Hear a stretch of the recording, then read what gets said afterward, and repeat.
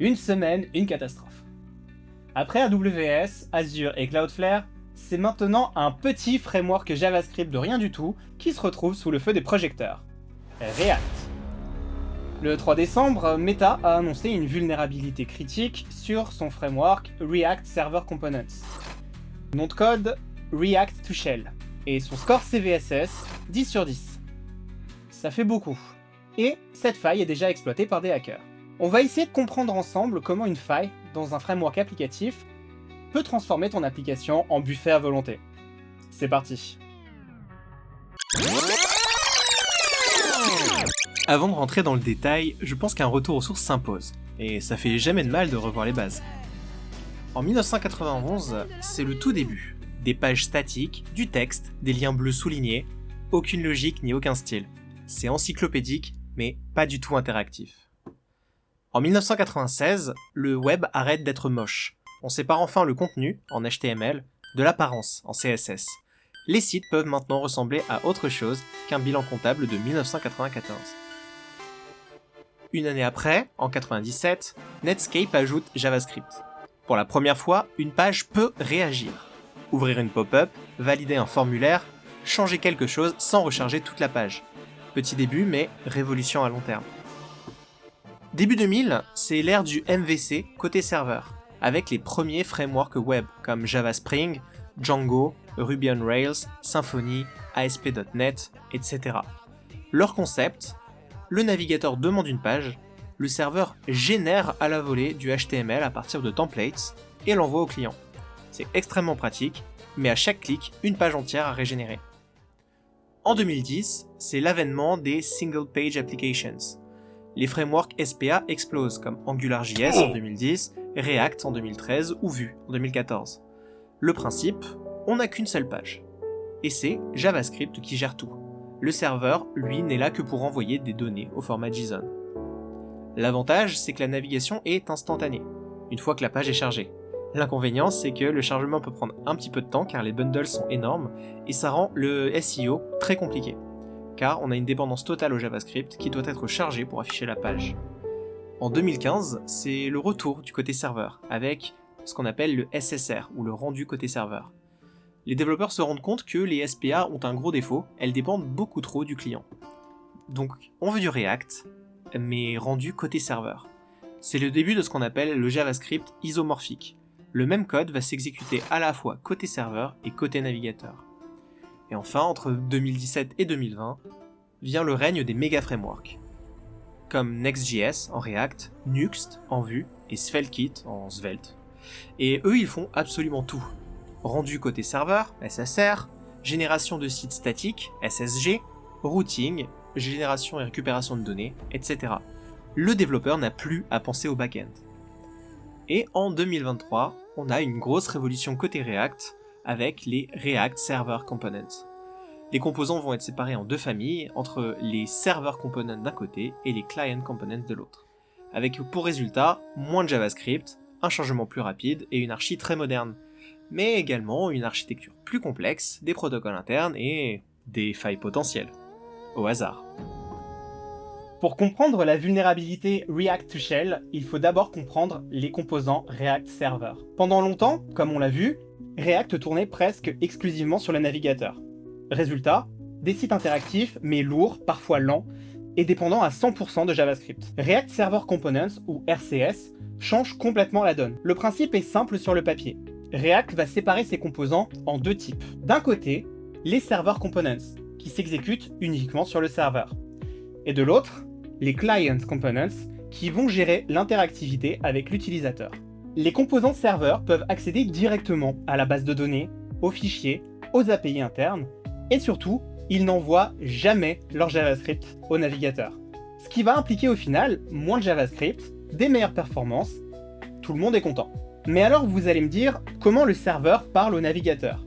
Et c'est là qu'entre en scène un truc super important, le protocole Flight. Contrairement au web classique, le serveur n'envoie pas du HTML. Et il n'envoie pas non plus, comme on l'a vu, du JavaScript exécutable. Il va envoyer une description structurée de l'interface React, une sorte de plan détaillé de l'arbre de composants. Pensez à une notice IKEA. Le HTML, c'est une maison déjà construite. Une single page application, c'est le tas de briques en vrac, et c'est au navigateur de reconstruire. Et Flight, c'est le manuel de montage. Techniquement, comment ça marche? Quand le navigateur charge une page en React Server Components, il va envoyer une requête spéciale au serveur. Le serveur va exécuter les composants serveurs, puis renvoie un flux de données dans un format interne à React qu'on appelle Flight. Et ce flux, c'est cette représentation sérialisée de l'arbre React, avec des objets, des références et des données. La sérialisation, c'est le codage d'une information en données plus petites, nécessaire pour pouvoir reconstruire l'information originale. Pensez à une sauvegarde de jeu vidéo. L'état complet de votre partie, toutes les missions, les items, les boss, sauvegardés sur un fichier de quelques kilooctets. Et côté navigateur, React va désérialiser ces informations et reconstituer l'interface. Et c'est précisément là que les problèmes commencent. Parce que désérialiser des données qui proviennent d'Internet, c'est le truc le plus dangereux en matière de sécurité. React faisait confiance à ce flux Flight en partant du principe qu'il était bien formé. Un attaquant pouvait envoyer un payload précisément conçu pour détourner cette étape. Résultat, au lieu de reconstruire des composants React, le serveur pouvait se retrouver à exécuter du code arbitraire. Et là, on parle pas juste d'un bug d'affichage, on parle d'un RCE, ou un Remote Code Execution. Maintenant qu'on a compris comment Flight fonctionne, on peut se concentrer sur comment il a été cassé. La faille, identifiée par le doux nom de CVE 2025-55182, a été découverte par un chercheur en sécurité indépendant qui a publié ses travaux dans un repository GitHub public. Dans ce repo, il démontre une chose très simple, mais très grave. Le serveur React accepte les requêtes Flight du client à des adresses spécifiques, qu'on appelle une route, et il désérialise automatiquement leur contenu pour reconstruire l'arbre des composants. Le problème, c'est que certaines structures internes, censées être générées par React uniquement, pouvaient être forgées à la main par un attaquant. Dans son Proof of Concept, le chercheur montre qu'en envoyant un flux Flight spécialement construit, on pouvait injecter des références inattendues dans le processus de désérialisation. Et à ce moment-là, React ne fait plus que reconstruire une interface. Il peut appeler des fonctions internes, charger des données, comme une base de données, des fichiers ou des API internes, et dans certains cas, exécuter du code arbitraire. Et tout ça sans authentification, simplement en exploitant une route React Server Components. Ce qui rend React-to-Shell particulièrement violent, c'est que la vulnérabilité se situe au cœur même du mécanisme RSC, pas dans une librairie exotique. Si ton application utilise RSC, ou elle expose un endpoint Flight, ou alors elle n'est pas encore patchée, alors ton serveur est vulnérable, avant même que la moindre page React soit rendue. C'est pour ça que cette faille a reçu un CVSS de 10 sur 10. Booyah. Le pire score possible en matière de risque et de cybersécurité. Buna. Et comme si ça ne suffisait pas, cette faille a été exploitée en moins de 24 heures après la divulgation. Des groupes agissant en Chine se sont jetés dessus, d'après AWS et plusieurs boîtes de sécurité informatique. Une fois sur ton serveur, ils peuvent voler tes secrets d'environnement, accéder à ta base de données, installer un web shell et contrôler ton ordinateur, se promener dans l'infrastructure et chiffrer tes données pour un ransomware. Bref, tu n'as pas envie que ça t'arrive. Mais quel dommage! Les États-Unis ont même rajouté React Shell au catalogue CISA des vulnérabilités activement exploitées. Et ça, en général, quand ça arrive, On va tous crever. cerise sur le gâteau, React-to-Shell n'était pas un cas isolé. Oh shit, here we go again. Quelques jours après la publication de la faille RCS et de ses correctifs, l'équipe React publie un nouveau billet le 11 décembre. Deux nouvelles vulnérabilités viennent d'être découvertes dans React Server Components. Différentes de React-to-Shell, mais au même endroit et pour des raisons similaires.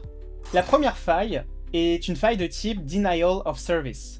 De ses petits noms, CVE 2025-55-184 et 67-779.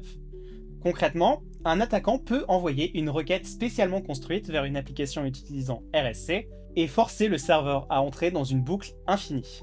Résultat, le CPU monte à 100% d'utilisation, les workers se bloquent, et ton application devient totalement indisponible. Pas besoin d'authentification, pas besoin de permission, une simple requête HTTP bien formée peut suffire. Ce n'est ni du vol de données, ni du ransomware, juste une envie malsaine de tout détruire. Some men just want to watch the world burn. Et c'est suffisant pour faire tomber une prod en quelques secondes. La deuxième faille est encore plus sournoise. Elle permet, dans certains cas, de forcer React à renvoyer le code source des fonctions serveurs, chose qui ne devrait jamais arriver. Et dans ces fonctions, il y a de la logique métier sensible, des appels internes, ou pire, des secrets hardcodés. Alors, ils peuvent fuiter directement vers l'attaquant. Ce n'est pas une exécution de code arbitraire, mais c'est une fuite d'informations critiques qui peuvent servir pour une deuxième vague d'attaques. Ces deux nouvelles vulnérabilités touchent exactement la même zone, le mécanisme interne de RSC, et plus précisément la façon dont React reçoit, interprète et désérialise des données venant du réseau. Quand une surface est aussi complexe et qu'elle manipule des données non fiables, une faille corrigée peut facilement en révéler d'autres. Et c'est exactement ce que rappelle cette note du blog de React. Malgré la frustration des utilisateurs, ces découvertes récentes sont le signe que le cycle de réponse à la menace est rapide et simple. En résumé, les composants React Server sont puissants, mais ils élargissent énormément la surface d'attaque côté serveur. Et ce genre de technologie demande le même niveau de paranoïa qu'un backend classique. Parce que maintenant, et ça fait du mal de le dire, React est devenu ton backend. Heureusement, il y a des solutions. Petit 1, mettre à jour React. Meta a publié de nouvelles versions corrigées. Au moment de cette vidéo, les versions patchées 19.0.3, 19.1.4 et 19.2.3 règlent les problèmes dont nous avons parlé. Petit 2, mettre à jour Next.js et les frameworks basés sur RSC. Beaucoup d'implémentations utilisent une version vulnérable du protocole Flight, et il faut donc les mettre à jour. Petit 3, activer ou mettre à jour les Web Application Firewall. Les hébergeurs comme Cloudflare, Akamai ou Fastly ont sorti des règles dédiées pour bloquer les payloads d'exploitation. Mais attention, ça ne corrige pas les failles, ça empêche juste certaines utilisations. Et enfin, petit 4, parano oblige, scanner les logs des 3 dernières semaines, car les premiers signes d'exploitation remontent à avant l'annonce publique par Meta. Ça fait des dizaines d'années maintenant que nous, les développeurs web, on empile des couches de code les unes sur les autres comme un plat de lasagne, par le biais des différents frameworks qu'on utilise. Et ce, parfois, sans connaître les bases. Toute ressemblance avec du vibe coding serait complètement fortuite. Mais plus on rajoute de couches magiques au-dessus du web, plus la moindre erreur peut avoir un impact gigantesque. Si vous deviez retenir une seule chose de cette vidéo, ne faites jamais confiance aux entrées utilisateurs, quelles qu'elles soient. La bonne nouvelle, c'est que la communauté a réagi vite. Mais la mauvaise, c'est que cette faille annonce probablement d'autres attaques sur des outils modernes orientés serveur. Alors mettez à jour, auditez, surveillez, restez curieux et attentifs. Pour ma part, je tenais particulièrement à vous remercier pour votre intérêt et vos commentaires ultra positifs sur la dernière vidéo. Je vais continuer à me donner à fond pour vous tenir au courant des dernières news tech, alors n'hésitez pas à liker, commenter et partager cette vidéo, ça m'aidera grandement. C'était Alex, de la chaîne Pastèque, et je vous laisse, je vais mettre à jour mes dépendances.